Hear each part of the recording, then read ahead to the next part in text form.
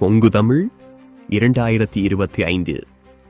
தமிழ் மக்களின் அபிலாசைகளை கேட்காமல் இலங்கையின் ஒற்றை ஆட்சிக்குள் எம்மை உட்படுத்திய பிரித்தானிய அரச குடும்பத்திடமும் அதன் அரசாங்கத்திடமும் மற்றும் சர்வதேச நாடுகளிடமும் சர்வதேச கண்காணிப்பின் கீழ் பொது வாக்கெடுப்பை நடாத்த கோரி எதிர்வரும் நவம்பர் 9, 2025 ஞாயிற்றுக்கிழமை காலை 10 மணி முதல் பிற்பகல் 1 மணி வரை மெல்பர்ன் மாநகரின் பெடதேசன் சதுர்க்கத்தில் ஆஸ்திரேலிய தமிழ் பல்கலைக்கழக மாணவர்களால் ஏற்பாடு செய்யப்பட்டு அனைத்து மக்களின் பங்களிப்புடன் பொங்கு தமிழ் எனும் மாபெரும் மக்கள் எழுச்சி நிகழ்வு நடைபெற உள்ளது.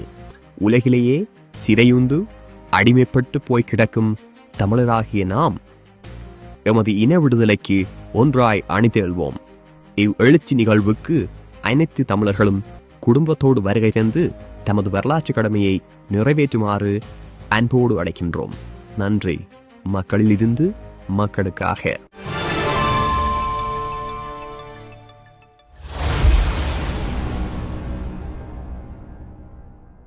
ராவணா பார்வையாளர்கள், தமிழ் உறவுகள் மற்றும் ராவணா நலவிற்கு வணக்கம். வழக்கறிஞர் மனோஜ் கிஷோர் தமிழ் வழக்கறிஞர்கள் பேரவை அதனுடைய மாநில பொறுப்பில் இருக்கக்கூடியவரை சந்திக்கிறோம். வணக்கம் தம்பி. சில முக்கியமான விடயம், இந்த வழக்கறிஞர் ராஜீவ்காந்தி சென்னை உயர்நீதிமன்றத்தின் எதிரே விடுதலை சிறுத்தைகள் அமைப்புகளால் தாக்கப்பட்டார். அவர் மேல தவறு இருக்கிறது அப்படின்ற மாதிரி விமர்சனங்கள் வந்திருக்குது. ஒரு தலைவர் வருகிறார், திரும்பி பார்த்துக்கிட்டே நீங்க வண்டியை எடுத்துட்டு ஸ்லோவா நடுவுல போறீங்க, வண்டியை நிறுத்திட்டு இடிக்கவே இல்லை, வண்டியை நிறுத்திட்டு வந்து தகராறு பண்ற மாதிரி பேசுறாங்க அப்படின்றதெல்லாம் பேசியிருந்தாங்க. அது சம்பந்தமா அவங்களுடைய நேர்காணல் கூட சில வலைத்தளங்கள்ல பார்த்தேன். இப்போ இந்த விடயத்துல அடுத்த கட்டமா என்ன நடக்குது, என்ன இந்த பிரச்சனை ஏன் வந்தது, அவர் வேணும்னே ஏதாவது செய்தாரா? இல்லை, இதில் நம்ம பேசிக்காக ஃபர்ஸ்ட் இந்த விஷயம் என்னங்கிற இஷ்யூவை நம்ம அண்டர்ஸ்டாண்ட் பண்ணணும். என்ன அப்படின்னா, ராஜீவ்காந்தி அன்றைய தினம் பார் கவுன்சிலுக்காக எதுக்காக வர்றாரு, அவர் யாரு, அவர் என்னுடைய பின்புலத்தில் வர்றாரு, அந்த இஷ்யூ எதனால் நடந்துச்சுங்கிறத நம்ம இதில் ஃபர்ஸ்ட் புரிஞ்சுக்க வேண்டியிருக்கேன். அப்படின்னா, பல நபர்கள் பல தங்களுடைய பார்வையை அதில் சொல்கிறாங்க. விடுதலை சிறுத்தைகள் ஒரு எக்ஸ்பிளனேஷன் கொடுக்குறாங்க, ராஜீவ்காந்தி ஒரு எக்ஸ்பிளனேஷன் கொடுக்குறாரு, ஆப்பநாட்டு மறவர் சங்கம் ஒரு எக்ஸ்பிளனேஷன் கொடுக்குது, சோசியல் மீடியாவில் இருக்கக்கூடிய மறவர் சமூகத்தை சேர்ந்த நபர்கள் அது வேறு விதமாக சொல்கிறாங்க. அப்போ நான் இதை ஸ்டடி பண்ண வரைக்கும் அந்த பாதிக்கப்பட்ட ராஜீவ்காந்தி அவர்கிட்டையும் பேசி, அவருடைய உறவினர்கள், இப்போ அவருக்கு பக்கத்து மாவட்டம் தான், நாங்கள் சிவகங்கை மாவட்டம், அப்படி இருக்கும்போது பேசி தெரிஞ்சுக்கிட்டதில் என்ன தெரியுது அப்படின்னா, அன்றைய தினம் இது ஒரு பிளான்டா பண்ணாங்கன்னு விடுதலை சிறுத்தைகள் சொல்றாங்கல்ல. ஃபர்ஸ்ட் அதுவே ஒரு ஃபால்ஸ் அலிகேஷன். எதனால அப்படின்னா, அன்றைய தினம் அவர் அன்னைக்கு கோர்ட்டுக்கு வந்தது கார்ல வந்திருக்கிறாரு. வந்துட்டு அவங்களுடைய அக்கா அழகுமணி அப்படின்னு சொல்லக்கூடியவங்க அவங்களுடைய ஐடி கார்டு எக்ஸ்பைரி முடிஞ்சிருது. அதை ரெனியூவல் பண்றதுக்காக இவர் கார் எடுத்துட்டு அந்த டிராஃபிக்ல நிப்பாட்ட முடியாது. அந்த என்எஸ்சி பஸ் ரோடு நீங்க பாத்தீங்கன்னா தெரியும். அதனால அது ஃபுல்லி ஆக்குபைடா இருக்கும். அந்த நேரத்துல சரி ஒரு நண்பருடைய 2 வீலர் வேணும்னு சொல்லிட்டு விடுதலை சிறுத்தை கட்சியினுடைய ஒரு பகுதி செயலாளருடைய பையனுடைய வண்டியை தான் இவர் வாங்கிட்டு போறாரு. அப்போ வாங்கிட்டு போயிட்டு அந்த வண்டியை எடுத்துட்டு வரும்போது இந்த இன்சிடென்ட் ஒரு ஆக்சிடென்டலா நடந்த ஒரு இன்சிடென்ட். இதை எப்படி இதை முன்னாடியே பிளான் பண்ணி செஞ்சுட்டாங்க சங்கியவர் அப்படின்லாம் சொல்றாங்கல்ல. அது ரொம்ப வேடிக்கையான ஒரு விஷயம். ஏன் அப்படின்னு பாத்தீங்கன்னா, ஒருத்தன் திடீர்னு இன்னொருத்தன் ஒரு ஓசி வண்டி வாங்கிட்டு விடுதலை சிறுத்தை கட்சியினுடைய பகுதி செயலாளர் பைய வண்டியை வாங்கிட்டு விடுதலை சிறுத்தை கட்சிக்காரரே போய் ஒருத்தர் இடிப்பானா, அவர் ஒரு ஜாதி வெறியர் அப்படின்னு சொல்றாங்க. நீங்க ஒரு ஜாதியில பிறந்திருக்கீங்க, அவர் ஒரு ஜாதியில பிறந்திருக்கிறாரு. அப்ப அவருக்கு இந்த இன்டென்ஷனோட அவர் வரதுன்னு, இது ஒரு பிளான்ட் அஃபென்ஸா இருந்தா, ஒரு அடி முட்டாள் கூட, ஒரு படிக்காத இல்லிட்ரேட் கூட ஒரு நபர் 50 பேரோட சண்டை போட மாட்டாங்க. அவர் சண்டை போடணும் இன்டென்ஷன், ஒருவேளை அவர் அப்படிப்பட்ட சாதி வெறியர்கள் இருக்கிறாங்க, அப்படிப்பட்ட நபரா அவர் இருந்திருந்தா கூட அவருக்கு என்ன செஞ்சிருப்பாரு, தன்னுடைய ஒரு பலத்தை சேர்த்துக்கிட்டு ஒரு 50 பேரை சேர்த்துக்கிட்டு இந்த 50 பேரை அடிச்சாருன்னு சொன்னா அதுல ஒரு நியாயம் இருக்கு. ஒரு ஆள் இந்த 50 பேர் ஒரு போலீஸ் கான்வாய் பின்னாடி வருது, 5-6 பேர் அதுல இதுல பிசி இருக்கிறாங்க, ஹோம் கார்டு இருக்கிறாங்க. அப்ப இவருக்கு நாடாளுமன்ற உறுப்பினர், ஒரு கட்சியினுடைய தலைவர், சென்னையில மெஜாரிட்டியா இருக்கக்கூடிய சமூகத்தினுடைய ஒரு பிரதிநிதி, இவரை ஒரு தனியாள் நான் மோதுவது சினிமாவா, ஒரு அட்வொகேட், ஒரு பிராக்டிசிங் அட்வொகேட், அவர் எப்படி அந்த மாதிரியான ஒரு ஸ்டாண்ட் எடுப்பார், இதை நம்ம அடிப்படையில சிந்திச்சு பார்க்கணும். அப்ப இந்த இஷ்யூ ஏன் நடக்குது அப்படின்னா, அவர் அந்த பார் கவுன்சில் இருந்து உள்ள திரும்புற இடத்துல நீங்க நல்லா கவனிச்சீங்கன்னா 3 ஸ்பீட் பிரேக்கர் இருக்கும். அந்த வண்டி அவருடைய வண்டி கிடையாது. அப்ப அந்த வண்டியை ஓட்ட தெரியாம அவர் என்ன பண்ற, வண்டி ஸ்லோவாகி ஆஃப் ஆயிருது. ஆஃப் ஆகும்போது இவரை டக்குன்னு அந்த வண்டியை மூவ் பண்ண முடியல. இயல்பாகவே ஒரு சக மனிதர்களுக்கும் ஒரு வழக்கறிஞருக்கும் உண்டான ஒரு வித்தியாசம் என்னன்னா, யாரோ ஒரு நபர் வந்து அதிகமா ஹாரன் அடிச்சாலே என்னடா நம்ம ஹாரன் அடிக்கிறான்னு ஒரு அட்வொகேட்டுக்கு ஒரு ஈகோ வரும். என்னடா ஏன்னா அப்படி அடிக்கக்கூடாது, சட்டம் தெரியாத மற்றவங்களும் அப்படி போகும்போது நம்மளை அனாய் பண்ணி அப்படி டிஸ்டர்ப் பண்றதுங்கிறது பண்ணக்கூடாதுங்கிறது சட்டத்தில் இருக்கிறனால ஒரு அட்வொகேட்டா இருக்க எங்களுக்கு தெரியும். அப்ப எவன்டா இப்படி ஹாரன் அடிக்கிறது அப்படிங்கிற ஒரு அப்ரோச்சை அவர் இப்படி திரும்பி பார்க்குறாரு. திரும்பி பார்த்தோன்னே அந்த விசிக கொடி போட்டிருக்கு, கண்ணாடி இறக்குறாரு, பார்த்தா திருமாவளவன் இருக்கிறாரு. இருந்தோன்னு சரி ஏன்டா இவர்கிட்ட போய் நம்ம இது பண்ணிட்டோமே சொல்லி வண்டி எடுத்துடுறாப்புல. எடுத்ததுக்கு அப்புறம் இவனுங்க வந்து அடிக்கிறாங்க. அப்ப அந்த ராஜீவ்காந்தி தரப்புல அவங்க குடும்ப உறுப்பினர்கள் என்கிட்ட பேசினவங்க என்ன சொல்றாங்க அப்படின்னா, ராஜீவ்காந்தி வந்து வண்டி எடுத்ததுக்கு பின்னாடி திருமாவளவன் கூப்பிட்டு, டேய் என்னடா வண்டியை இடிச்சுக்கிட்டு பார்த்துக்கிட்டு நிற்கிறேன், வண்டியை நிப்பாட்டுறேன் பார்த்துக்கிட்டு இறங்கி அடிங்கடா அப்படின்னு சொன்னாரு அப்படிங்கிறது ராஜீவ்காந்தியினுடைய தரப்பு. பெட்டிஷன்ல அதைத்தான் கொடுத்துருக்காங்க. அது இப்ப அவர் தலைவர் அந்த மாதிரிலாம் சொல்லுவாரா, இந்த விஷயத்துக்குலாம் உடனே இறங்கி அடிங்க அப்படின்லாம் சொல்லுவாரா? இல்ல அது ஆமா. ரெண்டாவது அவர் பார்த்துக்கிட்டே தான் போறாரு. அப்ப அது கொடி பறக்குது, ஃப்ரண்ட் கண்ணாடியிலே அவர் தான் இருக்கிறாரு, கண்ணாடி இறக்கணும்னு கூட தேவையில்லை. நம்ம முன்னாடி இருந்து இப்படி பாக்குறப்ப விஷன்ல தெரிஞ்சிடும் அவர் தான் உட்காந்துக்கிறாரு. பிறகும் கூட ஏன் அது நின்றுகிட்டு அந்த வாக்குவாதம் வருதுன்ற கேள்வி இருக்குது. இல்ல அது வாக்குவாதமே அவர் பண்ணல. ஃபர்ஸ்ட் நீங்க பார்த்து அந்த வீடியோ நல்லா கவனிச்சு பாத்தீங்கன்னா திருமாவளவனுடைய கன்ஃபெஷன் ஸ்டேட்மெண்ட் என்ன, போறாரு அப்படியே வந்துடுறாரு. நெக்ஸ்ட் டே அவரே லைவ் போட்டு அவருடைய பேஜ்ல சொல்றாரு, இந்த மாதிரி வண்டியே இடிக்கல அப்படிங்கறத அவர் சொல்றாரு. இவருங்களுமே என்ன சொல்றாங்க, வண்டி இடிச்சிருச்சுன்னு சொல்றாங்க. பட் வண்டி இடிச்சிச்சா இல்லையாங்கிறது லேசா ஒரு மைனர் இம்பாக்ட் மேபி இருந்திருக்கலாமே தவிர இன்னும் ஒரு டேஷிங்கான ஒரு இம்பாக்ட் சொல்றாரு. வண்டி இடிக்கல, வண்டி இடிச்சிச்சுன்னு சொல்றாரு. ராஜீவ்காந்தி தரப்பு பெட்டிஷன்ல இடிச்சிருக்குன்னு சொல்றாங்க. திருமாவளவன் சைட்ல எல்லாருமே என்ன சொல்றாங்க, யாரு நாங்க இடிக்கலைன்னு சொல்றாங்க. அப்ப இடிச்சிச்சா இல்லையாங்க பொதுவாவே ஒரு சின்ன கார்ல நம்ம போனோம்னாலே அந்த கார் லேசா தட்டுச்சுன்னா நமக்கு தெரியாது. அந்த 2 வீலர்ல போறவங்களுக்கு தான் அந்த இம்பாக்ட் தெரியும். அப்ப லேசா தட்டி இருக்கலாம். எனக்கு தெரிஞ்சு என்ன நடந்திருக்குன்னு நான் ஆன்டிசிபேட் பண்றேன்னா, திருமாவளவனுடைய போக்கே எப்பவுமே எப்படின்னு பாத்தீங்கன்னா, விடுதலை சிறுத்தைகளுடைய போக்கே எப்படின்னா, அநாகரிகமா ஒரு ஹாரன் அடிக்கிறது. ஒரு 10-15 வண்டி சேர்ந்து ஹாரன் அடிச்சு எல்லாரையும் நகர்த்துறது. என்னமோ வந்து ஒரு விளாடிமிர் புட்டின் வந்த மாதிரி வந்து அந்த மாதிரி ஒரு உலகத்திலே அதிகமான ஒரு செல்வாக்கு இருக்கிற நபர், ஒரு அதிகாரத்தில் இருக்கிற நபர் வந்த மாதிரி. விளாடிமிர் புட்டின் மட்டும் சொல்ல, இங்கே அவங்க வந்து விஐபி இல்ல, ஏன் அடிக்க கூடாது? அதாவது விஐபிங்கிறக்க பப்ளிக் நியூசன்ஸ் பண்ணக்கூடாதுல்ல. பப்ளிக் நியூசன்ஸ் பண்றதுக்கு எந்த விஐபிக்கும் சட்டத்துல அதிகாரம் கிடையாது. இது சிஎம் பண்ணாலும் தப்பு தான், துணை சிஎம் பண்ணாலும் தப்பு தான், திருமாவளவன் பண்ணாலும் தப்பு தான். அப்ப நம்ம வந்து நம்ம யாரு, நாடாளுமன்ற உறுப்பினருங்கிறது மக்கள் பிரதிநிதி. மக்கள் பிரதிநிதி ஃபர்ஸ்ட் மக்களுக்கு சட்டத்தை சொல்லித்தரணும். சட்டத்தை மீறுவது எப்படின்னு சொல்லி தரக்கூடாது. அப்ப இந்த அநாகரிகமா ஹாரன் அடிச்சு எல்லாரும் நகர்த்துறதுங்கிற பொதுவா சிட்டில நடக்கக்கூடிய ஒரு கலாச்சாரம். இதை பண்ணும்போது இந்த வழக்கறிஞர் என்ன செய்ய, யாரா பின்னாடி இப்படி இவ்வளவு பேர் ஹாரன் நின்னுதான் போனா என்னடா, இவ்வளவுதான் ஆக்சுவல் விஷயம் நடந்தது. ஏன் நின்று வந்தா என்ன, இது பொதுவா மெட்ராஸ்ல எல்லாரும் கேட்கறது. ஏன்னா இங்க வந்து ஊர்ல மாதிரி ஸ்பீட் பிரேக் இருக்கு, அந்த 3 ஸ்பீட் பிரேக்கர் இருக்கும் கண்டினியூஸா கவனிச்சிங்கன்னா. அந்த இடத்துல வண்டி ஆஃப் ஆயிருது, இவங்க உடனே ஹாரன் அடிக்கிறாங்க பின்னாடி இருந்து. இவன் யாரா நின்று போனன்னு சொல்லி திரும்புறாப்புல. திரும்பும்போது பார்த்தா திருமாவளவன் வந்து சரி ரைட்டு நம்ம எதுக்கு தேவையில்லாம் வம்புன்னு சொல்லிட்டு வண்டி எடுக்கிறாப்புல. எடுத்த வண்டியை வந்து திருப்பி அந்த அடிக்க சொன்ன நபர்கள் இருக்கிறாங்கல்ல, அது எதுக்காக, அதை போயிட்டாப்புல வண்டி எடுத்தீங்க நல்லா வீடியோ கவனிச்சு பாருங்க. நகர்ந்தே போயிட்டாப்ல, வண்டி எடுத்து உருட்ட ஆரம்பிச்சுட்டாரு. உருட்ட ஆரம்பிச்சதுக்கு அப்புறம் தான் வந்து அடிக்கிறாங்க, அடிச்சு அந்த வண்டியை தள்ளி விடுறாங்க. அப்ப என்னன்னா இதெல்லாம் வந்து ஒரு ஏர்போர்ட் மூர்த்தியை வந்து டிஜிபி ஆபீஸ் வாசல்ல வச்சு அடிப்பீங்க. அவர் ஒரு கட்சியினுடைய தலைவர், அதே மாதிரி வந்து ஒரு அட்வொகேட்டு, என்ரோல்டு அட்வொகேட்டு. அதே மாதிரி இவர் வந்து ராஜீவ்காந்தி ஒரு பிராக்டிசிங் ஹைகோர்ட்ல, ஆலந்தூர் கோர்ட்ல ஒரு practising advocate, as well as ஹைகோர்ட்டுக்கு அன்னைக்கு வந்திருக்கிறாரு, யூனிஃபார்ம்ல இருக்காரு. அவர் வந்த வண்டியில வந்து அட்வொகேட் ஸ்டிக்கர் ஒட்டி இருக்கு. அவர் அடிச்சது விடுதலை சிறுத்தைகள் வழக்கறிஞரா இருந்திருந்தா கூட நம்ம சரி அந்த அட்வொகேட் கம்யூனிட்டிக்குள்ள நடந்த ஒரு பிரச்சனைன்னு நம்ம அதை மூடி மறைச்சிட்டு நம்ம கடந்து போகலாம். Advocate Visika advocate team அடிக்கலீங்களா? இல்ல நீங்க நல்லா வீடியோ பாருங்க. விடுதலை சிறுத்தைகள் கட்சியினுடைய சமத்துவ வழக்கறிஞர் சங்கம் வந்து எல்லாரும் அன்னைக்கு அந்த கோர்ட்டோட இருக்காங்க. சில பேர் கவுனோட இருக்காங்க, கோர்ட்டுக்குள்ள இருந்து வந்துட்டு அப்படியே போயிருக்கிறாங்க. சில பேர் அந்த கவுனை ரோப்ஸை எடுத்துட்டு கோட் மட்டும் போட்டிருக்காங்க. அந்த கோட் போட்டிருக்கிறவங்க யாரும் கை வைக்கல. அந்த அடிச்ச நபர் யாருன்னு பார்த்தீங்கன்னா அந்த ப்ளூ கலர் சட்டை போட்டு ஒருத்தர் தான் ஃபர்ஸ்ட் அடிக்கிறாரு. அதுக்கு அடுத்து பின்னாடி இந்த ஓடி வந்து ஃபுல்லாவே கலர் சட்டை. இவங்க எல்லாரும் யூனிஃபார்ம்ல இருக்கிறாங்க. ஏன்னா இந்த ப்ரொட்டஸ்டே வந்து ஹைகோர்ட் கேம்பஸ்ல அட்வொகேட்ஸால உருவாக்கப்பட்ட ஒரு பிஆர் கவாய் அவர்களுடைய இன்சிடென்ட், செருப்பால இது பண்ணது ஒரு இன்சிடென்ட், இது சுப்ரீம் கோர்ட்ல நடந்த இன்சிடென்ட்டை கண்டிச்சு நடந்த ஒரு ஆர்ப்பாட்டம். அந்த ஆர்ப்பாட்டத்துக்கு அட்வொகேட் சங்கம் வைக்கும்போது எல்லாரும் யூனிஃபார்ம்ல இருக்கிறாங்க. விசிகே கேடர்ஸ், விசிகேனுடைய அட்வொகேட்ஸ் விங். அப்ப கேடர்ஸ் வந்து இவரோட வந்த அந்த லும்பன்ஸ், அந்த அனார்கிஸ்ட் சொல்லக்கூடிய அந்த கூண்டாஸ் மாதிரி இருக்கக்கூடிய அந்த ரவுடி கும்பல் தான் இந்த அட்வொகேட்டை வந்து தாக்குறாங்க. அப்ப என்ன உங்களுக்கு ஒரு ஈகோ அப்படின்னா, எங்க தலைவர் வண்டியவே நீ நிப்பாட்டுவியா, அதை திட்டமிட்டு நிப்பாட்டியிருந்தா நான் தப்பு.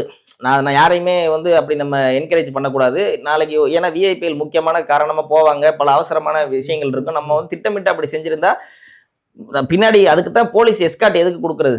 சட்டத்தை மீறுவதற்கு யாருக்கும் இந்த உலகத்துல அதிகாரம் கிடையாது. அதாவது இந்திய அரசியலமைப்பு சட்டத்தின்படி இந்தியாவில் யாருக்கும் அந்த அதிகாரம் கிடையாது. இது கல்ஃபா இருந்துச்சா, மன்னராட்சி, நீ யாரை வேணா அடிச்சு தூக்கி போட்டு மன்னர் வர்றது, அவங்களே அப்படி பண்றது கிடையாது. ஆனா இங்க வந்து என்னன்னா குறுநில மன்னர்கள் போன்ற திமுகவில் அப்படி வளர்த்து எடுக்கப்பட்டிருக்கிறாங்க. டிஜிபி இங்க இருக்கிற அந்த ஸ்டேட்ல உச்சமான இடம் டிஜிபி ஆபீஸ். எதிர்க்கவே நாங்க என்ன வேணாலும் பண்ணுவோம். இன்னொரு உச்சமான இடம் உயர்நீதிமன்றம், அங்கே எதிர்க்கவே என்ன வேணாலும் பண்ணுவோம் சொல்ல வராங்கன்னு சொல்றீங்களா? ஆமா, அதுதான் உண்மை. அதாவது சட்டத்துல ஒரு விஷயம் சொல்லுவோம், இதுல தவறு நடக்கல. இல்ல தவறு நடந்திருக்கு. அதாவது எப்படின்னா சட்டத்துல ஒரு விஷயம் சொல்லுவோம், the assassination has happened in broad daylight அப்படின்னு சொல்லி எஃப்ஐஆர்லாம் நீங்க அடிக்கடி படிக்கலாம். பட்ட பகல்ல வெட்ட வெளிச்சமா கேமராக்கள் முன்னாடி பொதுமக்கள் வாட்ச் பண்ற இடத்துல இவர்கள் செய்யக்கூடிய இந்த அநியாயங்கள் வந்து எப்படி இருக்கு அப்படின்னா, ஏமாந்தவன் கிடைச்சா அடிப்பாங்க விடுதலை சிறுத்தை. இதுதான் விடுதலை சிறுத்தையுடைய ஸ்டாண்டே. எப்படின்னா யாரெல்லாம் தனியா வந்து மாட்டுறாங்களோ, யாரெல்லாம் ஏழை எளிய மக்களோ அவங்க கிட்ட அங்க முறுக்குவாங்க. ஆமா, அதுதான் விடுதலை சிறுத்தையோட ஸ்டாண்டிங். நல்லா வரலாறு கவனிச்சு பாத்தீங்கன்னா தெரியும். ஏன் அப்படி உறுதியா சொல்றேன்னா, காடுவெட்டி குரு அவர் பேசினாரு, நீ சும்மா அந்த பேசிக்கிட்டே இருக்காதன்னு சொல்லி ஒரு சொல்லக்கூடாத ஒரு வார்த்தையை சொன்னாரு திருமாவளவனை.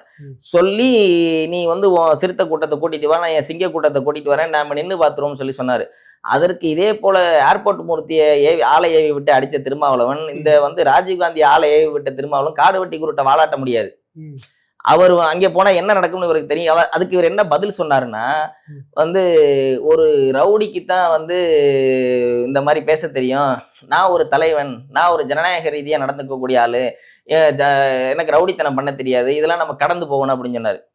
உங்களை வந்து கெட்ட வார்த்தையை சொல்லி 1,00,000 பேரை கூப்பிட்டு மாநாடு போட்டு 1,00,000 பேருக்கு மேல அந்த மீட்டிங்ல இருக்கிறாங்க, பொது மேடை போட்டு அப்படி கேட்டா எனக்கு அந்த பண்பு இல்ல, நான் அவங்க இப்படிதான் பேசுவோம் அப்படின்னு சண்டைக்கு போகாம பேசுறாரு. அதுல என்ன தப்பு இருக்குது? அது நியாயம். அந்த அப்ரோச் தான் நாங்க பிடிச்சிருக்குன்னு சொல்றோம். இந்த 2 பேருக்கு அந்த அப்ரோச் வந்திருக்கணும், மூர்த்திக்கு ராஜீவ் காந்திக்கும். அதுதான் நான் மறுபடியும் பதிவு பண்றது. என்ன சோசியல் மீடியானா எளியவர்கள் மீது பாய்வாங்க.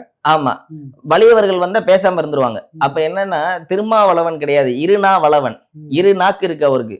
ஒருத்தருக்கு ஒரு அப்ரோச், இன்னொருத்தருக்கு இன்னொரு அப்ரோச் சொல்லுவோம். இவருடைய கட்சி இந்த வார்த்தை தவறான வார்த்தை இல்ல, இருநாவளவன்றது இல்ல விமர்சனம் பண்ற மாதிரி இல்ல நியாயமான விமர்சனம் தானே. பேசி இதுக்காக பிரச்சனையே வந்ததுன்னு சொல்றாங்கல்ல. ஆமா ஆமா, ஏன் இந்த வார்த்தையை பயன்படுத்துறீங்க? எதனால அந்த வார்த்தையை பயன்படுத்துறேன்னா, இவருடைய அரசியல் வரலாறை நம்ம வந்து கவனிச்சு பார்க்கணும். என்ன கவனிச்சு பார்க்கணும்? இவர் சில தத்துவங்கள் சொல்றாரு. ஒரு கட்சினா அதுக்கு ஒரு தத்துவம் வேணும். அந்த தத்துவத்தின்படி நம்ம நிக்கணும். இப்ப பகுஜன் சமாஜ் கட்சியினுடைய தலைவர் ஆம்ஸ்ட்ராங், என்னுடைய தலைவர் அம்பேத்கர் காமிச்ச வழியில நான் நடக்கிறேன். என்னுடைய சின்னம் யானை சின்னம். என்னுடைய அறிவாசன் வந்து கன்சிராம், அவர் சொன்ன அரசியல நான் செய்ய போறேன், ஒடுக்கப்பட்ட மக்களுக்காக வேலை செய்யறேன்னு சொன்னார். எங்கேயாச்சும் பிற்படுத்தப்பட்ட மக்களை இணைச்சு செய்யறேன்னு சொன்னாரு. ஆமா, எங்கேயாச்சும் ஒரு இடத்துல கடைசி வரை அவரோட உயிர் போற வரை காம்ப்ரமைஸ் பண்ணாரா? அவர் கொள்கையில இருந்து விலகல. அப்ப திருமாவளவன் வந்து என்ன சொன்ன எல்லாம் சொல்லி வந்தாரு. ஃபர்ஸ்ட் தமிழ் தேசியம் சொல்லி வந்தாரு. விடுதலை புலிகளை போல விடுதலை சிறுத்தைகள்னு சொல்லி உருவாக்குனாரு. இன்னைக்கு இல்லாத திராவிட தேசியம் தமிழ் மக்களை ஆளுகிறதுன்னாரு. அப்படி சொன்னாரு. கரெக்ட். அப்ப இன்னைக்கு என்ன சொல்றாரு? இன்னைக்கு ஈழத்தில்லாத திராவிடம் தமிழ் மக்களை ஆளுகிறதுன்னு சொன்னாரு. கண்ணாடி வீரியன் கட்டு வீரியன்னு சொன்னாரு ஏடிஎம்கே டிஎம்கேவை. இன்னைக்கு எப்படி அந்த டிஎம்கேல கூட்டணிக்கு போறாரு? கொள்கை இல்ல. அப்ப இருநாவளவன் தானே. அப்ப என்ன தமிழ்நாட்டுல எல்லா அரசியல் கட்சிகளும் இப்படி வந்து கொள்கை மாறி மாறி கூட்டணி வச்சுக்கிறாங்க. அதுக்காக அப்படி சொல்ல முடியுமா? அரசியல்னு வந்துட்டா கூட்டணின்னு வந்துட்டா காம்ப்ரமைஸ் இருந்துதான் ஆகுன்றாரு. அந்த கூட்டணியில் இருக்க காம்ப்ரமைஸ் இருந்துதான் ஆகணுங்கிறது அரசியல் விதின்னு உங்களுக்கு புரியுது. திருமாவளவன் அந்த ஸ்டாண்ட் எடுக்கிறாரு. இதே ஸ்டாண்ட போய் ஜெகன்மூர்த்தி எடுத்தா அவர் என்ன, அவர் ஏடிஎம்கே கூட்டணியில போறாரு. ஏடிஎம்கே தலைமையிலான கூட்டணி, அதுல பிஜேபியும் இருக்கு, புரட்சி பாரதமும் இருக்கு. அப்ப முகநூல்ல ஃபுல்லா வந்து புரட்சி பாரதம் வந்து பிஜேபிக்கு போயிட்டாங்க, பாமக போயிட்டாங்க, பிஜேபி போயிட்டாங்க, பாமக போயிட்டாங்க, பிஜேபி இந்துத்துவ கட்சி சங்கின்னு சொல்றாங்கல்ல. எல்லாரையும் சங்கின்னு சொல்லக்கூடிய விஜய கூட சங்கின்னு சொல்றாரு திருமாவளவன். அப்ப விஜய சங்கின்னு அவர் என்ன இதுல வந்திருக்காருன்னு இதுவரை தெரியல. விஜய் வந்து ஒரு தவளும் குழந்தை. இப்ப வந்து அரசியல்ல பன்னெடுங்காலமா தமிழ்நாட்டில் இருக்கக்கூடிய அரசியல் இவர் ஒரு தவளும் குழந்தை. அவரையே சங்கின்னு பிராண்ட் பண்றாப்புல. அப்ப ஆதாரமற்ற அவதூறுகளை பரப்புற இந்த திருமாவளவனுடைய அந்த சைக்காலஜி இருக்குல்ல, இது ரொம்ப ஆபத்தான ஒரு சைக்காலஜி. ஏன் அப்படின்னா, சங்கியா இருந்தவர் தான் இந்த திருமாவளவனே.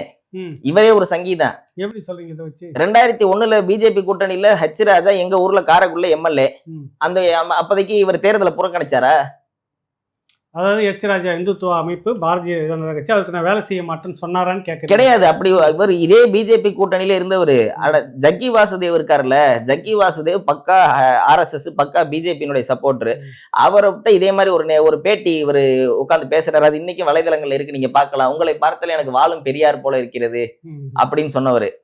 அப்ப இன்னைக்கு கங்கை கொண்ட சோழபுரத்துல நிகழ்ச்சி நடக்குது இவருடைய தொகுதியில. முதலமைச்சர் மு.க. ஸ்டாலின் அந்த நிகழ்வை புறக்கணிச்சிட்டாரு. இவர் போய் மோடியோட உட்காந்துக்கிட்டாரு. சோழருக்கு ராஜராஜ சோழனுக்கு பாஜக மோடி வந்து கலந்துக்கிட்டாரு. அப்ப இவர் போய் அதுல உட்காந்துருக்காரு. ஏன் எம்பி வரலைன்னா அந்த நிகழ்ச்சி நடக்காதா? எம்பி கேட்டா எங்களுடைய தொகுதியில நடக்கிறோம் நாங்க அப்ப அதே மாதிரி நீங்க இதை இப்ப உங்களுக்கு புரிஞ்சிருச்சா? இருநாவலவன் ஏன் சொல்றேன்னா, ஒண்ணு இந்துத்துவ எதிர்க்கிறேன், சங்கியை எதிர்க்கிறேன்னு தெளிவா சொல்லுங்க. நான் அந்த ஸ்டாண்ட்ல இருங்க கடைசி வரைக்கும். பாரதிய ஜனதா கட்சியோட கூட்டணி இல்ல தோழர், திமுகவோட தான் கூட்டணி இருந்தாங்க. அதே போல 2009 பிறகு அந்த கூட்டணி வந்த நாங்க காங்கிரஸோட கூட்டணி இல்ல, திமுகவோட தான் கூட்டணின்றது தான் அவர் சொல்ல வர்றாரு. அதே தானே புரட்சி பாரதம் சொல்றாங்க. அவங்க ஏடிஎம்கே கூட்டணியில தானே இருக்கிறாங்க, அவங்க பிஜேபி கூட்டணியில இல்ல. ஜான் பாண்டியன் அதே தானே இருக்கிறாரு, அவர் ஏடிஎம்கே கூட்டணி, அவர் பிஜேபி கூட்டணின்னு சொல்றதுக்கு பிஜேபி தமிழ்நாட்டுல எங்க இருக்கு? பிஜேபி அவர்களெல்லாம் நீங்க சங்கின்னு சொல்றது இவருக்கும் பொருந்துன்றீங்களா? 100% பொருந்தும். ஜெகன்மூர்த்தியார் வந்து சங்கின்னு சொன்னா, ஜான் பாண்டியன் சங்கின்னு சொன்னா, கிருஷ்ணசாமி சங்கின்னு சொன்னா, திருமாவளவன் சங்கி தான். இவர்களுக்கெல்லாம் மூத்த சங்கி திருமாவளவன் தான். ஏன்னா முதல்ல கூட்டணி வச்சவர் அவர் தான். இன்னொரு விஷயம் நீங்க நல்லா கவனிச்சு பாருங்க, சேரியில இருக்க மக்கள் யாருக்குமே சனாதனம்னா என்னன்னு தெரியாது, சனாதனம்னா என்னன்னு தெரியாது, இந்துத்துவனா என்னன்னு. இவர் தான் அந்த சிஸ்டத்தை பரப்புறாரு. ஒவ்வொரு சேரி மக்களா கூப்பிட்டு வச்சு சனாதனத்தை ஒழிக்க போறேன். இது என்னடா சனாதனம்? எங்களுக்குலாம் சின்ன வயசுல இருந்து சொல்ற சனாதனம்னா எங்களுக்கு என்னன்னு தெரியாது, இந்துத்துவான ஒரு கான்செப்ட் இருக்குது எங்களுக்கு தெரியாது. இயல்பாவே திருமாவளவன்ட்ட இருக்கக்கூடிய மக்கள் பறையர் மக்கள். இந்த பறையர் குடியில இருக்கக்கூடிய மக்கள் வந்து நேச்சுரலி இவங்க என்ன கான்செப்ட் அப்படின்னா இந்துத்துவ எதிர்ப்பு கான்செப்ட் தான். 2000 வருஷத்துக்கு முன்னாடி இந்துத்துவ எதிர்த்து தான் நாங்க சேரிக்கே வர்றோம். இந்த திருமாவளவன் வந்து எங்களுக்கு சொல்லித்தர வேண்டாம் இந்துத்துவ எதிர்ப்பு. இந்துத்துவாவோட போற அளவுக்கு நாங்க வந்து ஒண்ணும் இல்லாம நாங்க அறிவில்லாம நாங்க இருக்கோம். எதனால வந்து வர்ணாசிரம முறை வந்துச்சு, எதனால இந்துத்துவம் வந்துச்சு, இந்துத்துவாவை யாரு வந்து பரப்புனாங்க, கைபர் பலன் கலவை வழியா எப்படி ஆரியர்கள் வந்தாங்க, இதெல்லாம் எங்களுக்கு தெரியும். அப்ப இதை வந்து திருமாவளவன் வந்து சேரி மக்களுக்கு சேரியில இருக்கிற இன்னைக்கு நீங்க எத்தனையோ மக்கள் வந்து தேவேந்திர குல வேளாளர் உட்பட அந்த பாஜக கூட்டணியில வந்து மோடியினுடைய செல்வாக்கை பெறணுங்கிறக்கா அவரை போய் பார்த்துட்டு வர்றாங்க. இன்னைக்கு பட்டியல் சமூகத்துல பறையர் சமூகத்துல ஒரு தலைவர் கூட இது வரைக்கும் பிஜேபியில நாங்க போய் நிக்கல.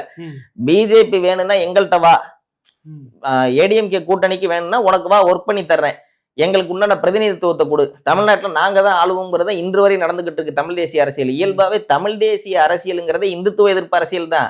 இப்ப அண்ணன் சீமான் அவர்கள் வந்து என்ன போய் இந்துத்துவ வாங்கன்னு கூப்பிட்டுக்கிட்டு இருக்காரு. சாமி கும்பிட மாட்டோம்னு சொல்லுவாரு திருமாவளவன். ஆனா என்ன செய்வாருன்னா அண்ணாமலையார் கோயில்ல போய் கிரிவலம் போவாரு, போய் வந்து குடமுழுக்கு விழால போய் உட்காரு. இவர் ஊர்ல வந்து சிதம்பரம் கோயில்ல போய் பரிவட்டம் கட்டுவாரு. அப்ப இது இருநாவளவன் தானே. இப்போ இது எப்படி ரெண்டு முகம் ஒரு மனிதனுக்கு எப்படி இருக்க முடியும்? அப்ப ஏகாதிபத்திய எதிர்ப்புன்னு அவருடைய கட்சியினுடைய கொள்கையை சொல்லுவாரு. ஆனா என்ன செய்வாரு, புதுக்கோட்டையில SR இருக்காரு, மணல் மாஃபியா, தமிழ்நாட்டிலேயே அவர் தான் மணல் வந்து ஃபுல் டோட்டல் கான்ட்ராக்ட்.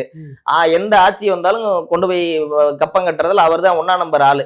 அவர் வந்து அவருடைய பையனுடைய ஃபங்க்ஷனுக்கு இவர் போய் உட்காந்துக்கிறாரு போய் சிம்மாசனத்துல. அப்ப எங்கிருந்து ஏகாதிபத்திய எதிர்ப்பு வந்துச்சு? அவர் ஏகாதிபத்திய எதிர்ப்பு போராளியா புதுக்கோட்டை SR? இல்ல அப்ப அவர் வந்து தமிழ் சமூகமா இருக்குது, நல்ல உறவு இருக்கட்டும், அதை அப்படி பாருங்க. நீங்க ஏன் அவர் ஏகாதிபத்தியம் பாக்குறீங்க? நீங்க சொல்றது சரி. அப்ப தமிழ் சமூகத்துல இருக்கக்கூடிய எல்லாரையும் இவர் அதே மாதிரி பார்த்தாருன்னு நம்ம ஒத்துக்கலாம். அவர் பிறந்த சாதின்னு அவர் சொல்லிக்கக்கூடிய பறையர்னு சொன்னா செருப்பால் அடின்னு சொல்றாரு. ஆனா ராமச்சந்திர உடையாருடைய திருமண விழாவில் நான் கலந்து கொண்டேன்னு சொல்லி அவருடைய முகநூல்ல போட்டிருக்காரு. இன்னைக்கு அந்த இருக்கு, நீங்க பார்க்கலாம் அவருடைய Facebook பேஜ்ல.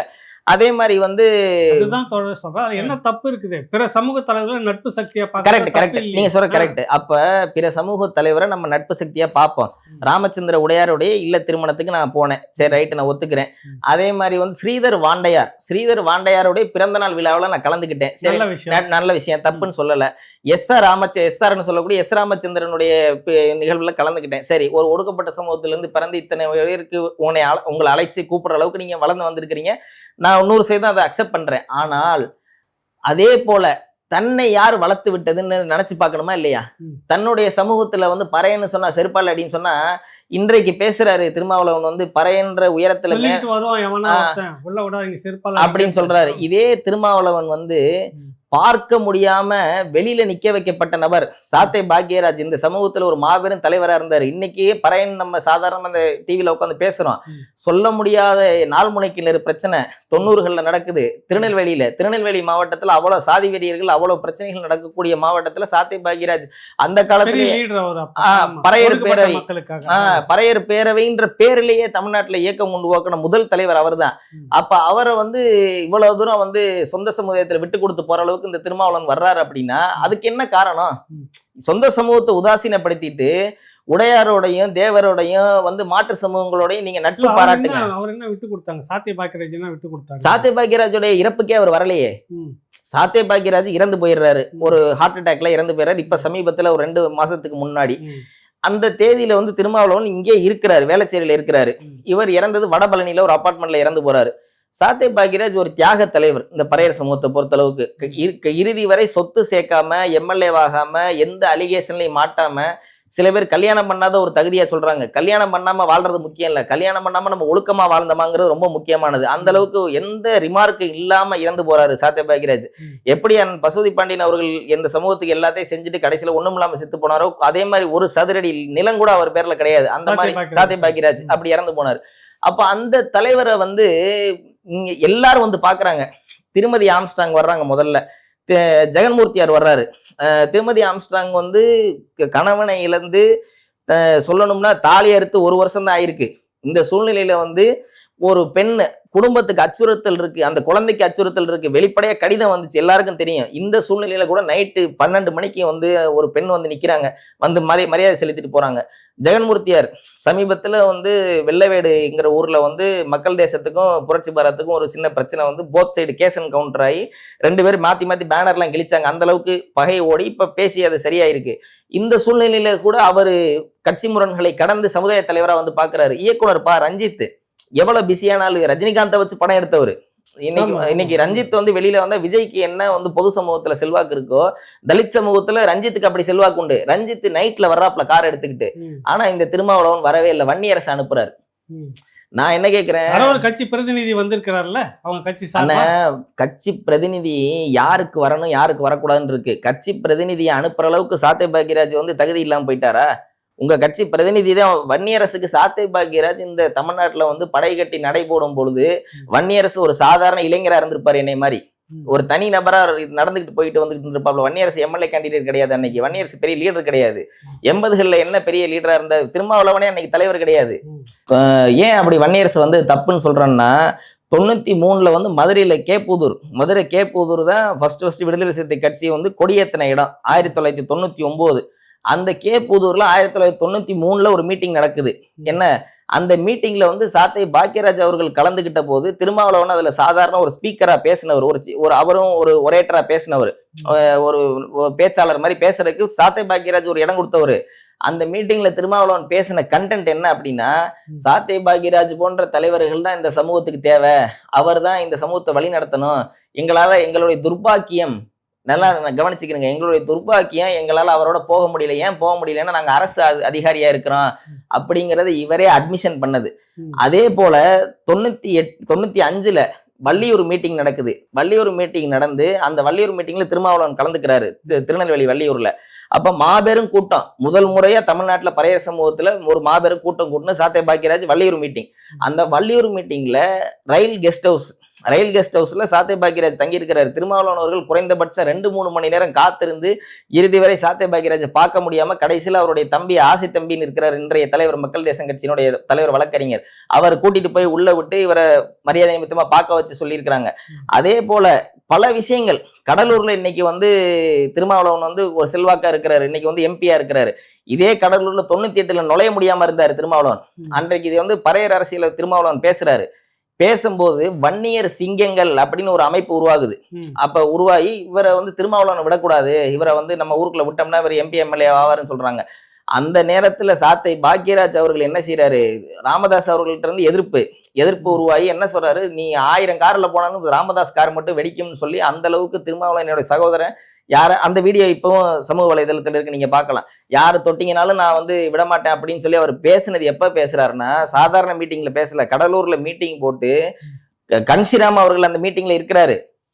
அங்க பேசுற சாத்தை சாத்தை பாக்கியராஜ் அவர்களால் அழைக்கப்பட்டு திருமாவளவனுக்காக ஆமா பகுஜன் சமாஜ் கட்சியினுடைய தலைவரா இருந்து அன்றைய உத்தரப்பிரதேச மாநிலத்துல அவ்வளவு பெரிய செல்வாக்கு இருந்த வந்து ஐயா அரசியல் விஞ்ஞானி கன்சிராம் வந்து அந்த மேடையில இருக்கிறாரு. கன்சிராம வச்சுக்கிட்டு தான் பேசுறாரு. ஆனா கன்சிராம் ஐயாவுக்கு என்னன்னு புரியல. இவர் என்ன பேசுறாரு, எல்லாரும் கைதட்டுறாங்கன்னு சொல்லி கேட்கிறாரு. அப்ப டிரான்ஸ்லேட் பண்ணி சொன்ன உடனே அவர் எந்திரிச்சு வந்து சாத்தை பாக்கியராஜ் தட்டி கொடுத்து சூப்பர் இப்படிதான் இருக்கணும்னு சொல்லி சொல்ற வரலாறுலாம் உண்டு. இதையெல்லாம் ஒரு மனிதன் மறக்கலாமா? சாத்தை பாக்கியராஜ் சாவுக்கு வராம இருக்கலாமா? சரி, சாத்தை சம்பவத்துல தான் கார்ல வந்து இவரை காப்பாத்துன்னு தான் சொல்ல வராங்களா? ஆமா ஆமா, அந்த அந்த வன்னியர் சிங்கங்கள்னு சொல்லி அமைப்புனால இவருக்கு வந்து அச்சுறுத்தல் இருக்கு. அப்ப இந்த அச்சுறுத்தலை கடந்து போறதுக்காக வரலாறுகளை வந்து ரொம்ப நாள் சொல்லாம இருக்க முடியாது. டி நகர்ல சவுத் போக் ரோட்ல ஆபீஸ், சாத்தை பாக்கியராஜுடைய ஆபீஸ், மறைந்த தலைவருடைய அந்த ஆபீஸுக்கு திருமாவளவன் தேடி வர்றாரு.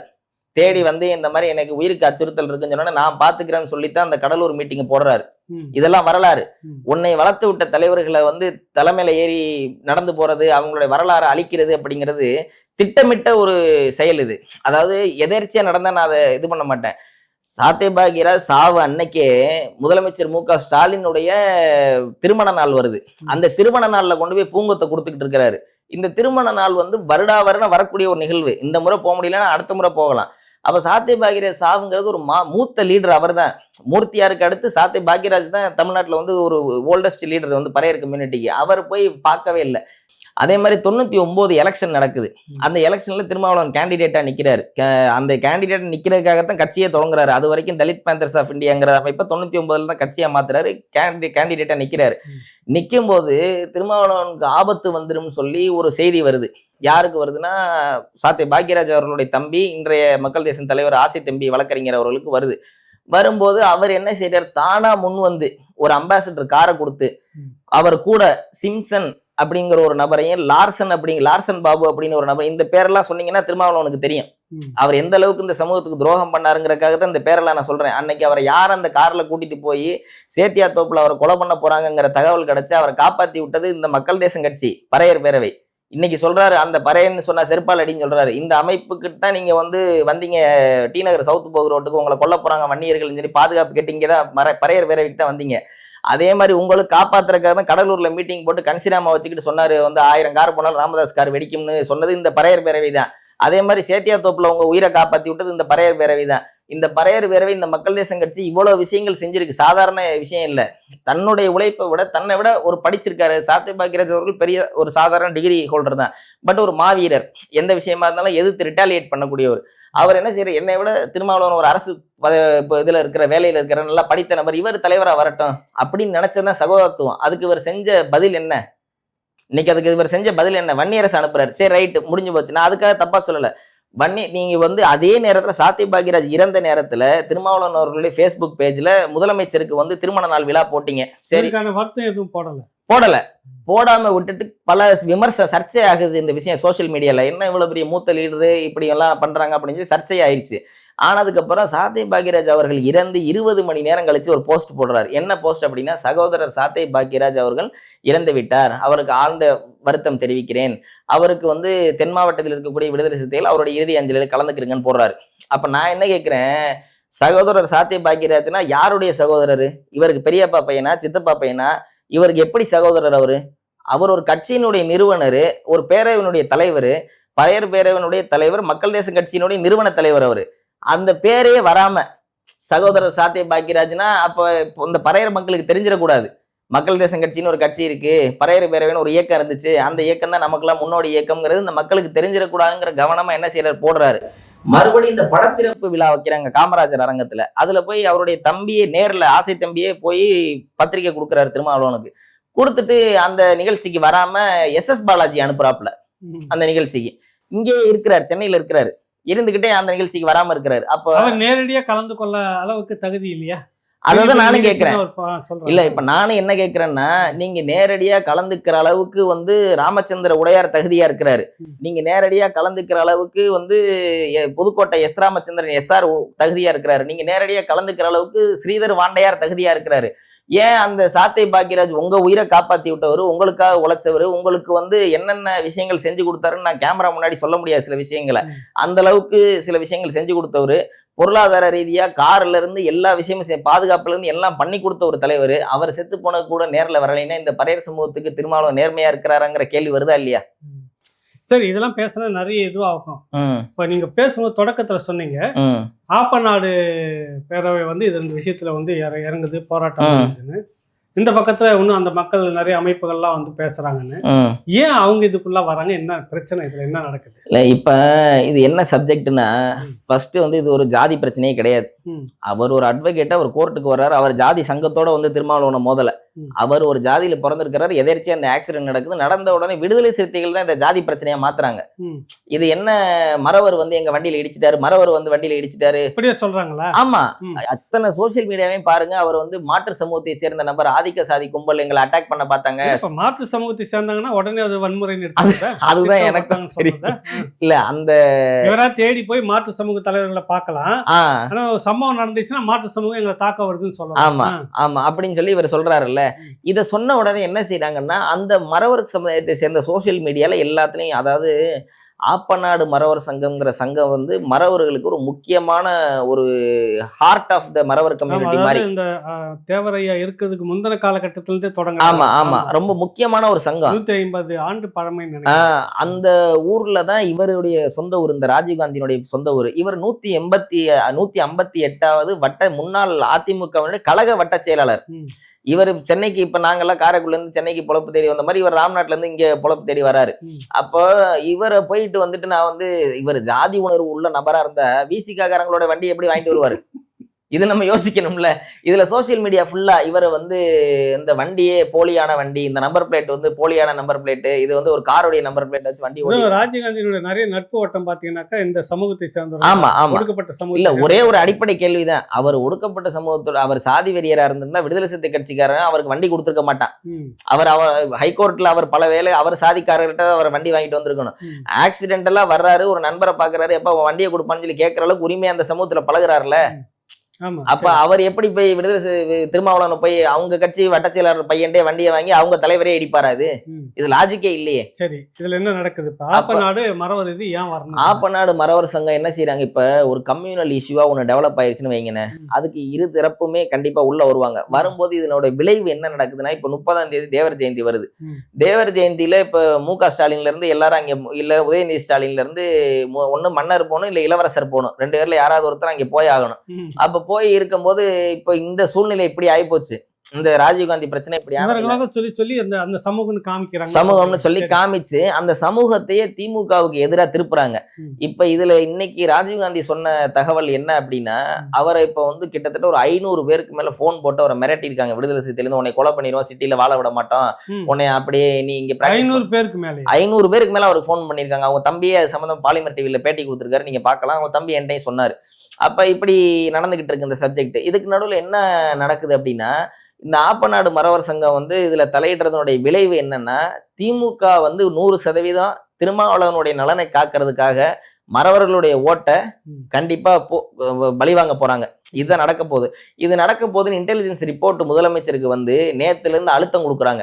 யாருக்கு அழுத்தம் கொடுக்குறாங்க? திருமாவளவனுக்கு. கூட இது நடந்து போச்சு, நீங்க வந்து போய் அவரை பார்த்துட்டு வந்துருங்க, உங்க கட்சி கேடர்ட்ட சொல்லி சொல்லுங்க அப்படின்னு சொல்லி சமாதானமாக முதலமைச்சர் சொன்னதா சொல்றீங்க. ஆமா ஆமா ஆமா சொல்லி ராஜீவ்காந்தியவே அப்ரோச் பண்ணிருக்காங்க. இன்றைக்கு காலையில அப்ரோச் பண்ணி இந்த மாதிரி நீங்க வந்து அவர் வருவாரு, நீங்க வந்து இதை விட்டுருங்க, நீங்களும் பெட்டிஷனை வாபஸ் வாங்கிருங்கன்னு சொல்றாங்க.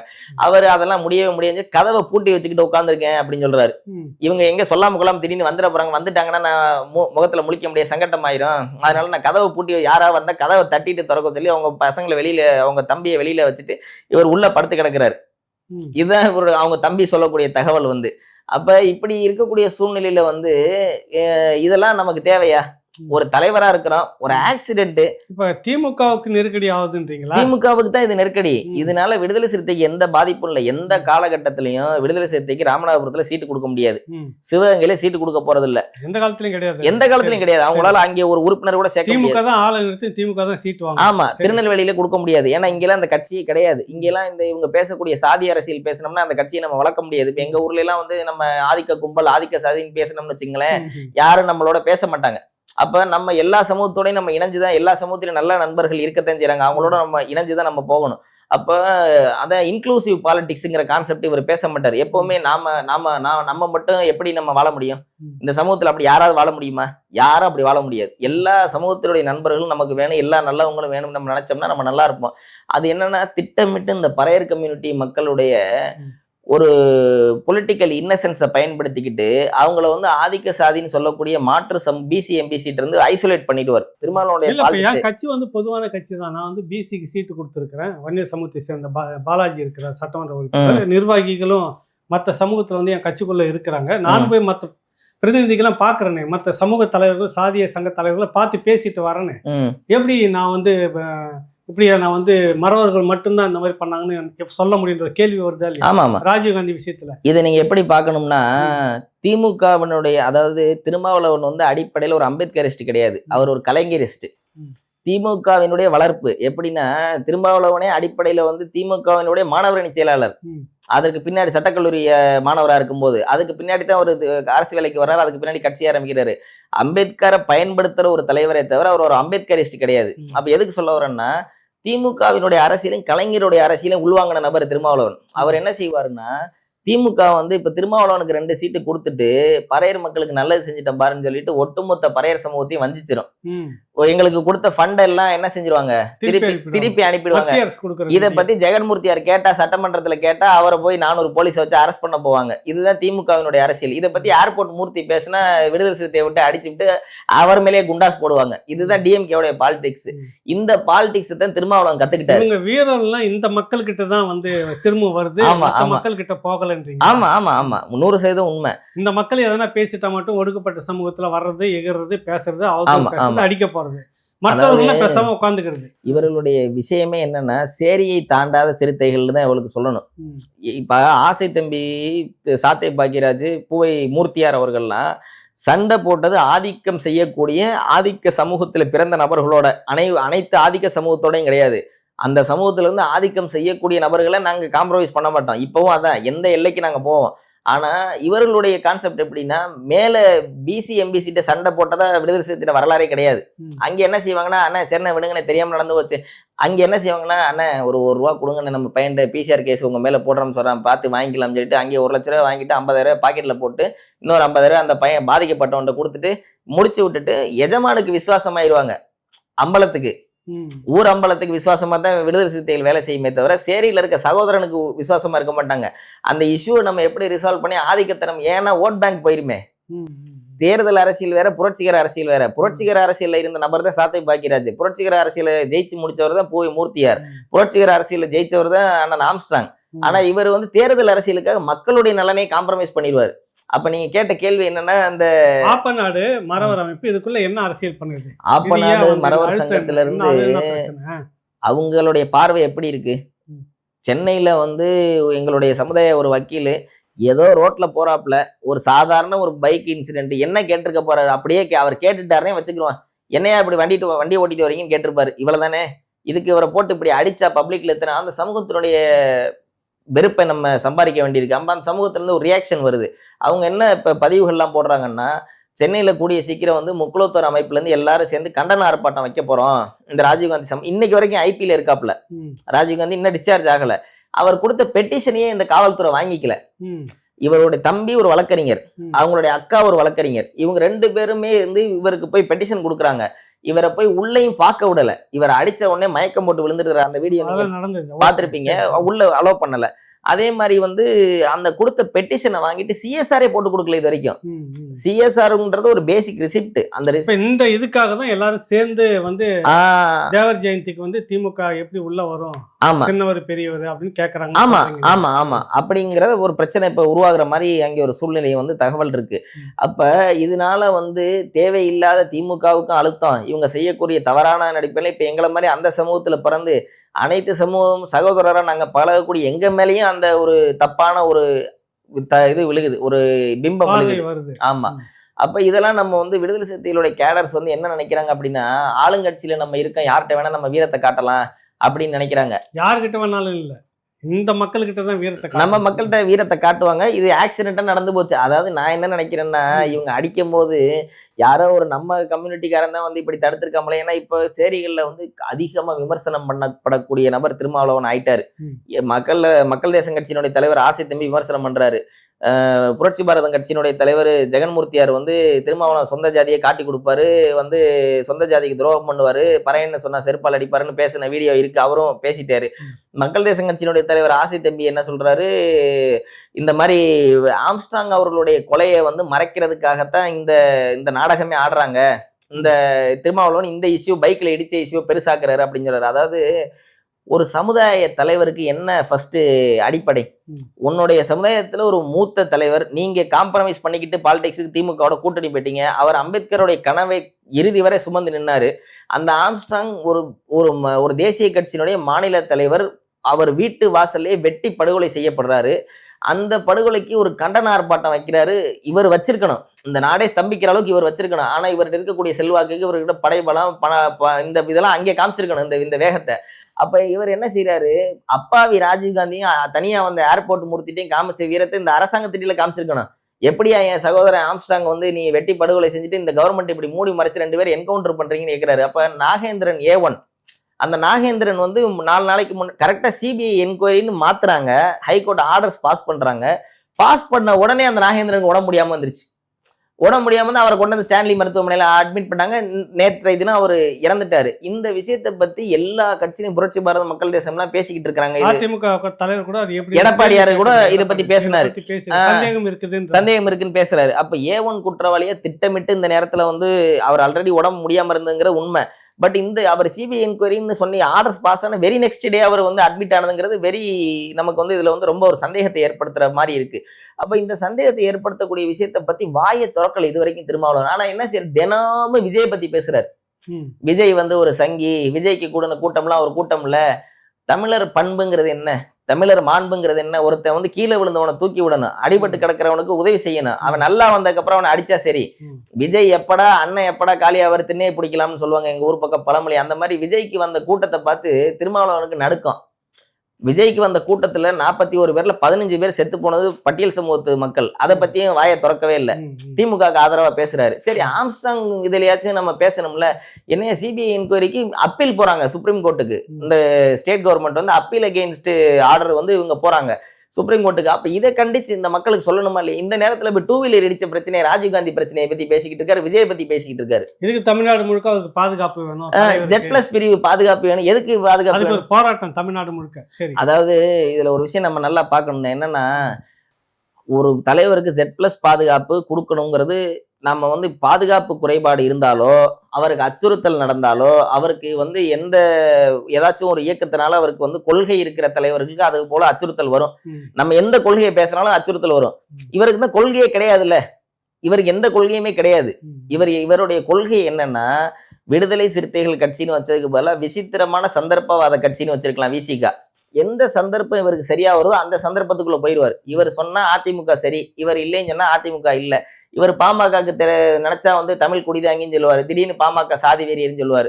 இவர் பாஜகவோட கூட்டணியில் இருப்பாரு 2001, திடீர்னு பார்த்தா பாஜக சங்கின்னு சொல்லுவாரு. இவர் திமுக வந்து கண்ணாடி வீரியன் கட்டு வீரியன்னு சொல்லுவாரு. சரி ரைட், நம்மளும் நம்பி சொல்லுவான். திடீர்னு பார்த்தா இவர் திமுகவோட திருப்பி போயிடுவாரு. அப்ப இவர் எந்த அரசியல் செய்யறாருங்கிறது இவருக்கே தெரியாது. இவருக்கும் இவர் என்ன அரசியல் செய்யறாருன்னு தெரியாது. இவரை பின்னாடி போகக்கூடிய நபர்களுக்கும் எந்த அரசியலும் தெரியாது. எந்த அரசியல், இவருடைய பிழைப்புவாதம், சந்தர்ப்பவாதம், இதுதான் அந்த கட்சியினுடைய கொள்கையே. சரி, இறுதியா வந்து ஒரு கேள்வி, நம்ம தொடங்கின இடத்துக்கே வந்து முடிப்போம். நீங்க பேசிட்டு இருக்கும்போது சொன்னீங்க ஆப்பநாடு மறவர் சங்கம் ஏற்கனவே கேள்வி கேட்டால் அதுக்கு தெளிவான ஒரு பதில் நம்ம ஒன்றும் முடிக்கல. அவர்கள் இறுதி என்ன முடிவில் இருக்கிறாங்க, நீங்க என்ன அதில் கருதுறீங்க? மேலூர்ல சமீபத்தில் நடந்த ஒரு படுகொலை, அந்த படுகொலையை கண்டிச்சு பேசுறாங்க. எல்லா முக்குளத்தோர் சமூகத்தை சேர்ந்த எல்லாரும் பேசுறாங்க. அதுல பேசின வார்த்தைகள் சில பேர் வந்து அநாகரிகமான வார்த்தைகள், சாதியை சாடி பேசுறாங்க. அதுல வந்து விடுதலை சிறுத்தை கட்சி வந்து ஒரு பெட்டிஷன் கொடுக்குறாங்க. ஐயாவு அப்படிங்கிற நபர் பெட்டிஷன் கொடுத்து அதுல முக்குளத்தோர் சமூகத்தை சேர்ந்த எல்லார் மேலேயும் PCR ஆக்ட் உட்பட வந்து எல்லா செக்ஷன்ஸும் போட்டு ஒரு FIR ஆயிருக்கு மேலூர்ல. இந்த பிரச்சனை வந்து ரொம்ப சீரியஸா முக்குளத்தோர் சமூகத்துல இருக்கு. இந்த நேரத்துல இவர் வேற வண்டியை வச்சு இடிச்சு ராஜீவ்காந்தியை அடிச்சுட்டாப்ல வக்கீல. அப்ப அடிச்ச அவரும் ராமநாதபுரத்து மறவர் ஆகி போயிட்டாரு. அப்ப என்ன நினைக்கிறாங்க முக்குளத்தோர் சமுதாயம், தொடர்ச்சியா திருமாவளவன் வந்து முக்குளத்தோர் சமூகத்தை சீண்டிக்கிட்டே இருக்காரு. அப்ப சீண்டிக்கிட்டு என்ன செய்யறாருன்னா, இதனால விளைவு என்னன்றதை நம்ம ஏதாவது ஒரு பிரச்சனைன்னு வந்தா ஒரு முடிவுக்கு வருவாங்கல்ல. அப்ப எல்லா தலைவர்களும் கூடி பேசி திமுகவை எதிர்க்கிறாங்க. திமுகவை எதிர்க்கிறாங்க. திமுகவை எதிர்த்து இப்ப வந்து விடுதலை சிறுத்தையை போய் நீங்க காம்ப்ரமைஸ் பண்ணுங்கன்னு சொல்லி உளவுத்துறையில இருந்து வந்து இந்த ராஜீவ்காந்திங்கிற வழக்கறிஞர் அப்ரோச் பண்ணி அவங்க வருவாங்க, நீங்க பூங்கொத்து கொடுப்பாங்க, நீங்க வாங்கிக்கிறீங்கன்னு சொல்லி அந்த பெட்டிஷனை இது வரைக்கும் வாங்காம இருக்கிறார் அந்த இன்ஸ்பெக்டர் பிரபுன்னு சொல்லக்கூடியவர். அப்படியே வச்சுக்கிட்டு இருக்கிறாரு. நீங்க வந்து ஏசி வருவாரு கொடுங்க, டிசி வருவாரு கொடுங்கன்னு சொல்லி நான் வாங்க மாட்டேன்னு சொல்லிட்டு அந்த இன்ஸ்பெக்டர் அப்படியே இருக்கிறாரு. அப்ப இதுல என்ன நடக்க போகுது அப்படின்னு பாத்தீங்கன்னா, இந்த முறை தேவர் குரு பூஜைக்கு வந்து மன்னராகிய வந்து மு.க. ஸ்டாலினோ, இளவரசராகிய வந்து உதயநிதி ஸ்டாலின் அவர்களோ போக முடியாத சூழ்நிலைக்கு ஆளாக போறாங்க. அதுதான் இந்த வாட்டி நடக்க போகுது. அப்ப வந்து இதுக்கு வந்து முக்குளத்தோர் சமூகத்துக்கு ஒரு பதில் தெரிஞ்சாகணும். இப்ப எல்லாருமே வந்து இவர் நினைக்கிற மாதிரி அடிச்சவனே சும்மா இருக்கிறதுக்கு என்ன பறையர் சமூகமா திருப்பி வந்து பதில் சொல்லாம இருக்கிறதுக்கு அவங்க வந்து இதுக்கு கண்டிப்பா வந்து ரிட்டாலியேட் பண்ணிடுவாங்க. அப்ப தொடர்ச்சியா வந்து இந்த சமூகம் வந்து ஒரே கட்சி இந்த சமூகத்தை டார்கெட் பண்ணி பண்ணும்போது, இப்ப மக்கள் தேசம் கட்சி இருக்கு, புரட்சி பாரதம் கட்சி இருக்கு. புரட்சி பாரதம் கட்சி மதுரைக்கு வர்றாரு ஜெகன்மூர்த்தியார் மீட்டிங் போடுறதுக்கு. எல்லா முக்குளத்தோர் தலைவரும் வந்து பார்த்து சால்வ போட்டுட்டு வர்றாங்க. அப்ப அதே மாதிரி ஆசை தம்பி இருக்கிறாரு மக்கள் தேசம் கட்சியினுடைய தலைவர். அவர் நான் பார்த்திருக்கிறேன் கண்ணால வந்து சவேரா ஹோட்டல்ல நாங்க வந்து ஒரு விஷயமா ஒரு மீட்டிங் பேசும்போது சிங்கநாடார் அவர் வந்து வாங்க மாப்பிள்ள அப்படின்னு சொல்லிதான் மாப்பிள்ள மச்சான்னு பேசிக்கிற அளவுக்கு 2 பேரும் நண்பர்கள். அதே சமுதாயத்துல சாதி வெறியர்களோட சமரசம் பண்றது இல்ல. அப்ப வரிச்சூர் செல்வமே வந்து ஜெகன்மூர்த்தியாருக்கு சால்வ போட்டுட்டு போறாரு. அப்ப எல்லா சமுதாய தலைவர்களும் நம்மளை ஏத்துக்கிறாங்க. சக்தியா நாங்களும் இருக்கிறோம். நாங்க ஒண்ணும் பகை சக்தியாக பேசுறாங்களா அரசியல்? பகை சக்தியா அதாவது பேசுறதுங்கிறது இல்ல, நடவடிக்கையே அப்படி இருக்கு. திட்டமிட்டு ஒருத்தரை போய் சும்மா இருக்கிற ஒரு அப்பாவியை அடிக்கிறது, அடிச்சுட்டு அவன் மேலே பெட்டிஷன் கொடுக்கறது. சென்னிட்டு இன்னைக்கு காவல்துறையில ஆளுங்கட்சி சப்போர்ட்ல இருக்கிறீங்க, உங்களுக்கு செல்வாக்கு இருக்கு. நாளைக்கு இந்த கட்சி ஆட்சியில் இல்லைன்னா, உங்க கட்சியை இந்த கூட்டணியில சேர்க்கலைன்னா, அன்னைக்கு சட்ட ஒழுங்கை பத்தி நீங்க பேசுவீங்கல்ல. உங்க கட்சிக்காரன் ஒருத்தனை இப்படி அடிச்சா, உங்க கட்சிக்காரன் டிஜிபி ஆபீஸ் வாசல்ல வச்சு ஒருத்தங்க அடிக்கிறாங்கன்னு வச்சுக்கிருவோம். உங்க கட்சிக்கார வக்கீல ஹைகோர்ட்ல வச்சு ஒருத்தர் அடிச்சுட்டா நேரம் தமிழ்நாடு அளவுல நீங்க எப்படி ஆர்ப்பாட்டம் பண்ணிருப்பீங்க, எவ்வளவு போராட்டம் பண்ணிருப்பீங்க. அப்ப மாற்று சமூகத்தை சேர்ந்த ஒரு வழக்கறிஞரா இருக்கனால அது உங்களுக்கு நியாயம் இல்லை. அதாவது ஒரு தலைவர் வந்து கடைசி மனிதனுக்கு ஜனநாயகம் சொல்றாரு. இவர் என்ன செய்யணும்? தப்பு நடந்துருச்சுன்னு இப்ப ரியலைஸ் பண்ணிருப்பாரு. சரி நம்ம சைடு தப்பு ஆயிடுச்சுன்னு ரியலைஸ் பண்ணிருப்பாரு. அவரு அடிக்கவே வந்திருந்தா கூட, இவர் இன்டென்ஷனலா ஸ்டாப் பண்ண வந்திருந்தா கூட கண்ணாடி இறக்கிட்டு தம்பி தள்ளி போப்பா, எப்பா இந்த மாதிரிலாம் பண்ணக்கூடாது, போலீஸ் வர சொல்லி பின்னாடி வண்டி வந்து போலீஸ் வர சொல்லி போலீஸ் அவர் என்னன்னு யாருன்னு விசாரிங்க. இது வந்து ஒரு டிப்ளமேட்டிக்கான ஹேண்டில் பண்ற ஒரு விஷயம். இது வந்து கூப்பிட்டு அவனை அடி கிடின்னு சொல்லி அவனை போட்டு ரோட்ல போட்டு அடிச்சா இதெல்லாம் எந்த வகையில வந்து நியாயம்? இது வந்து ஒரு அக்கிரமமான ஒரு செயல். வந்து அப்பாவிகளை வந்து என்னைக்குமே நம்ம அச்சுறுத்தி நம்ம அடிக்க ஆரம்பிச்சோம் அப்படின்னா வந்து இது முடிவு இல்லை. என்னை விட பவரான ஒரு நபர் வருவான்ல என்னை அடிக்கிறதுக்கு, அவனை அடிக்கிறதுக்கு அவனை விட ஒரு நபர் பவரா இருப்பான்ல. இப்ப மோடி வந்து நம்மகிட்ட வந்து வீரத்தை காட்டுவார், புட்டின்கிட்ட போய் காட்ட முடியாது, ட்ரம்ப்கிட்ட போய் பேச முடியாது. ஏழை எளிய மக்கள், அதுதான் இந்த இந்துத்துவ அரசியலுங்கிறதே. அந்த வல்லவனுக்கு வல்லவன் வையகத்தில் உண்டு. ஆமா உண்டு. ஆமா அதான். அப்ப இந்த தத்துவம் இருக்குல்ல, எளியவனை நம்ம அடிக்கலாம்ங்கிற தத்துவமே இந்துத்துவ தத்துவம் தான். எளியவனை அடிக்கலாம்ங்கிற தத்துவம் யாரு? தமிழ் தேசியம் சொல்லுதா? திராவிடம் சொல்லுதா? இந்துத்துவ தத்துவம் தான் சொல்லுது அந்த தத்துவத்தை. அப்ப அந்த இந்துத்துவ தத்துவத்தை திருமாவளவன் உள்வாங்கி இருக்கிறாரு. இவரே ஒரு RSS ட்ரைனிங் எடுத்தவர் தான். அதனாலதான் ஏழை எளிய மக்கள், ஐசோலேட்டட் பர்சன்ஸ், தனி நபர்கிட்ட தன்னுடைய வீரத்தை காட்டுறதும். யார் RSS பயிற்சி எடுத்தது? திருமாவளவனே எடுத்திருப்பாரு கண்டிப்பா. எடுக்காம அப்புறம் எப்படி அவர் ஜக்கி வாசுதேவ பார்த்தா அவருக்கு பெரியார் மாதிரி தெரியும்? இல்ல அது அரசியலுக்காக நட்பு சக்தி எல்லாரையும் பார்த்திருக்கலாம். ஓகே, நம்ம விரிவா பேசிட்டு போவோம். இன்னொரு தளத்துல நம்ம பேசுவோம். சந்திப்போம் தோழர். நன்றி.